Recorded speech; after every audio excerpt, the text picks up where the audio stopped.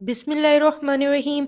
अस्सलाम वालेकुम। उम्मीद है आप सब लोग ठीक होंगे। जी तो क्लास टेन की कंप्यूटर साइंस है और आज हम लोग पहले चैप्टर में जो उनसे शॉर्ट क्वेश्चन है और लॉन्ग क्वेश्चन है इनके बारे में डिस्कशन करेंगे। आपने वीडियो को लास्ट तक देखना है, वीडियो स्किप नहीं करनी, क्योंकि फिर इस तरीके से आपको समझ नहीं आएगी और आप लोग फिर कमेंट में पूछेंगे कि शॉर्ट मैम इसमें कौन सा है और लॉन्ग कौन सा है।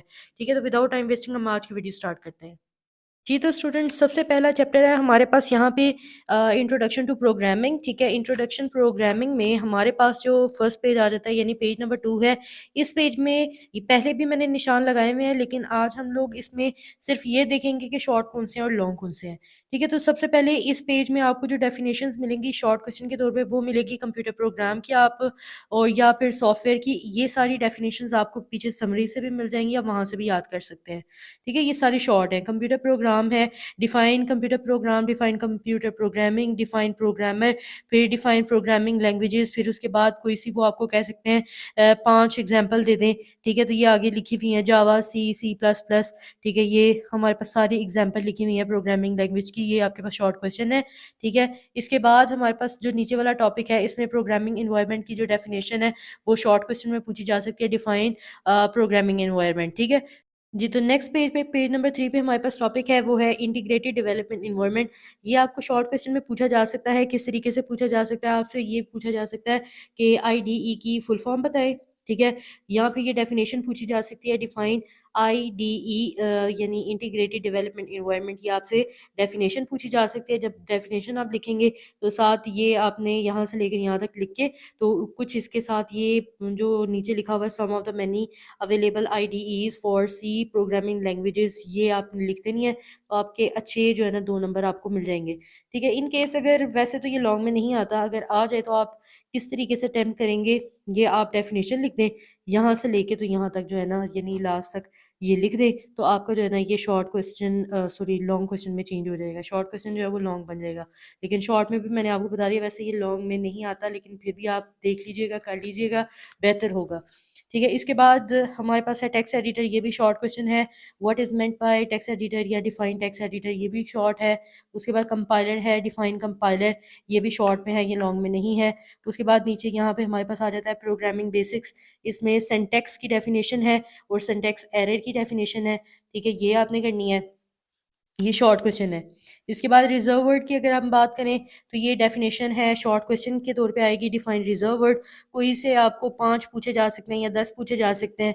तो जिस तरीके से मैंने याद किए थे मैं आपको जो है ना वो तरीका बता देती हूँ। ये काफ़ी सारे लिखे हुए हैं, जैसे मैंने याद किया था, मैं आपको अपना तरीका बता रही हूँ कि जिसमें मैंने याद किया था इफ़, फिर 4 case, do, double, else, N, ठीक है, गो टू, लॉन्ग, रजिस्टर। मैंने ये जो है ना 10 याद किए थे। ठीक है, अगर आप ये करना चाहते हैं ये कर लें, या कोई और भी अगर आपको आसान लगते हैं तो आप आसान कर लें। ठीक है, उसके बाद ये जो है ये स्ट्रक्चर ऑफ सी प्रोग्राम, ये आपको जो है ना लॉन्ग क्वेश्चन में आएगा। ठीक है, ये लॉन्ग क्वेश्चन में आ जाता है। ठीक है, अगर इन केस ये शॉर्ट में आए तो ये अलग अलग, जैसे ये लिंक या हेडर सेक्शन है ये आप लिख लें, तो यानी शॉर्ट में ये आपसे पूछा जा सकता है। ठीक है, मेन सेक्शन है, बॉडी ऑफ मेन सेक्शन है, वैसे ये लॉन्ग क्वेश्चन है। तो शॉर्ट बेस अगर आप तैयार करेंगे लॉन्ग आपका ऑटोमेटिकली बन जाएगा। ठीक है, तो ये आपके पास लॉन्ग क्वेश्चन है इस चैप्टर में अभी तक जितना हमने निशान लगाया। इसके बाद हम आगे चलते हैं पेज नंबर 8 पे। तो टॉपिक है हमारे पास purpose and syntax of comment in C program, यानी कमेंट की डेफिनेशन आपने याद करनी है। फिर ये आपसे फिर 2 नंबर की, ये शॉर्ट है। ठीक है, right the purpose of writing comment, ये भी शॉर्ट में आएगा। ठीक है, इसके बाद सिंटैक्स ऑफ राइटिंग कमेंट, यानी इसमें आपसे कमेंट की टाइप्स पूछी जा सकती हैं। ठीक है, ये भी शॉर्ट है। सिंगल लाइन और मल्टी लाइन कमेंट, ये आपके पास शॉर्ट क्वेश्चन है। ठीक है, नेक्स्ट हमारे पास यहाँ पे कांस्टेंट एंड वेरिएबल वाला टॉपिक है। तो इसमें आपने जो है वो कांस्टेंट की आपसे डेफिनेशन पूछी जा सकती है और साथ में ये लॉन्ग क्वेश्चन है। ठीक है, लॉन्ग क्वेश्चन में आ सकता है किस तरीके से कि डिफाइन कांस्टेंट, ठीक है, और साथ में इसकी टाइप्स को एक्सप्लेन करें, तो ये लॉन्ग क्वेश्चन में आ सकता है। ठीक है, इसके बाद अगर ये शॉर्ट में आएगा तो ये वैसे भी पूछा जा सकता है, डिफाइन इंटीजर कांस्टेंट, यानी अलग अलग भी आ सकता है, लेकिन ये है लॉन्ग क्वेश्चन है। ठीक है, लॉन्ग क्वेश्चन आपने इस तरीके से याद करना है, डेफिनेशन लिखें, आगे 3 जो टाइप्स हैं इसकी वो डिस्कस कर दें। ठीक है, उसके बाद ये हमारे पास वेरिएबल की डेफिनेशन, ये निशान मैंने लगवाए हुए हैं, अगर आपने वीडियो देखनी है तो प्लेलिस्ट में जाके आप चेक कर सकते हैं। तो ये आप याद करेंगे। डेफिनेशन ये आ सकती है आपको, डिफाइन वेरिएबल, फिर उसके बाद unique name is called identify, identify की डेफिनेशन पूछी जा सकती है। उसके बाद ये टेबल है, ये भी शॉर्ट में है। ये लॉन्ग में किस तरीके से आएगा, वेरिएबल वाला टॉपिक, डिफाइन वेरिएबल, ठीक है, और साथ में इसकी टाइप्स को एक्सप्लेन करें, जैसे कि इंटीजर है, फ्लोट पॉइंट, फ्लोटिंग पॉइंट है यानी फ्लोट, यानी कैरेक्टर, यानी यहाँ पे हमारे पास है कैरेक्टर है, चार है, यानी ये हमारे पास जो है ना, आप समझ लें कि ये लॉन्ग क्वेश्चन है। दो लॉन्ग क्वेश्चन हम अभी तक यहाँ पे मैं आपको तीन लॉन्ग क्वेश्चन बता चुकी हूँ, ठीक है।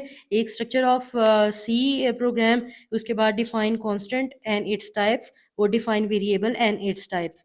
इसके बाद ये मैंने आपको लॉन्ग बताए हैं, ठीक है। शॉर्ट तैयार करेंगे तो लॉन्ग खुद ब खुद याद हो जाएंगे। उसके बाद ये शॉर्ट में भी ये रूल्स जो है ना पूछे जा सकते हैं, कोई से दो। और लॉन्ग में ये कुछ इस तरीके से आ सकता है, right some rules that are use to name a variable, ठीक है। लॉन्ग में भी पूछा जा सकता है, यानी चार पॉइंट है तो आप चार कर लीजिएगा, क्योंकि कोई पता नहीं होता कि दो पार्ट बना के एक क्वेश्चन बना दिया जाए, ठीक है। तो रिस्क लेने की हमें ज़रूरत नहीं है। तो शॉर्ट के लिए दो पॉइंट भी काफ़ी होंगे, लॉन्ग के लिए चारों ही लिखेंगे। उसके बाद यहाँ पे वेरिएबल डिक्लेरेशन के भी निशान मैंने लगवाए हुए हैं। अभी सिर्फ मैं बार बार आपको बता रही हूँ कि मैं इस वीडियो में आपको बता रही हूँ कि शॉर्ट कौन सा है, लॉन्ग कौन सा है, ठीक है। तो अगर आपने निशान लगाने हैं तो वो आपको प्लेलिस्ट में मिल जाएगी, सारे चैप्टर 1 की पूरी प्लेलिस्ट मिल जाएगी, अब वहाँ जाके तो देख सकते हैं। अब शॉर्ट में आ जाए वेरिएबल डिक्लेरेशन, तो किस तरीके से करेंगे, डिफाइन वेरिएबल डिक्लेरेशन, डेफिनेशन लिखें, सिंटैक्स लिखें, एक एक एग्जांपल लिख दें, तो आपके पास वेरिएबल डिक्लेरेशन जो है ना वो क्लियर हो जाएगा, ठीक है। उसके बाद वेरिएबल इनिशियलाइजेशन है, ये भी शॉर्ट में आ जाए, डेफिनेशन लिखें, सिंटैक्स लिखें, और आपका जो है ना शॉर्ट क्वेश्चन कंप्लीट हो जाएगा। अगर लॉन्ग में आ जाए तो जितना आपने याद किया है आप लिख दें, वो पार्ट्स में आएगा, अकेला अकेला नहीं आ सकता, ठीक है। इकट्ठा आ सकता है कि वेरिएबल डिक्लेरेशन या और साथ में वेरिएबल इनिशियलाइजेशन दोनों को मिला के एक बन सकता है। लेकिन अगर आप बोलें कि वेरिएबल इनिशियलाइजेशन को वो एक लॉन्ग में डाल दें, ऐसा नहीं हो सकता, ठीक है। तो ये था हमारा आज का चैप्टर 1, जिसको हमने कंप्लीट जो है वो निशान लगा लिया है। उम्मीद है आपको बहुत अच्छे से समझ आई होगी। वीडियो अच्छी लगी है तो वीडियो को लाइक एंड शेयर ज़रूर करें, और चैनल पर नए हैं तो चैनल को सब्सक्राइब ज़रूर करें। So thank you so much for watching, keep learning, keep sharing, see you next video, take care and अल्लाह हाफिज़।